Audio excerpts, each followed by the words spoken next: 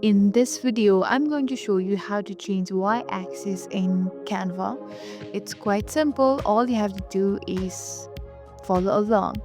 So let's go to this top left corner and there's option of resize. Let's tap in there and tap in resize again and go all the way down. There's the option of customer size. Let's tap in there.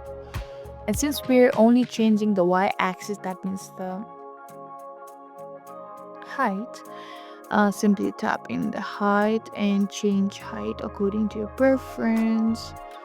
And unfortunately I do not have the pro version, but I'm hoping you have one.